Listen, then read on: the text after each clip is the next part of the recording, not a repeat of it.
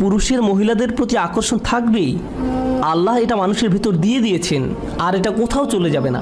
নারীরাও নিজেদের জন্য সঙ্গীর খোঁজ করবেই, এটাও আল্লাহ তাদের ভিতর দিয়েছেন। এটা প্রকৃতিতেই রয়েছে, এই কারণেই পরিবার তৈরি হয়।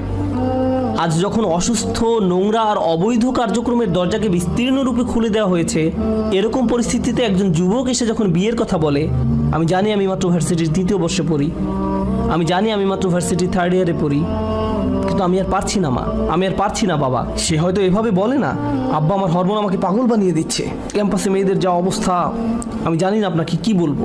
সত্যি একটা মেয়ে আমাকে শুধু মেসেজ দিয়েই যাচ্ছে। কেউ তো আর এভাবে তার বাবা মাকে বলবে না। সে হয়তো বলবে, মা আমি মনে করি আমার বিয়ে করা উচিত।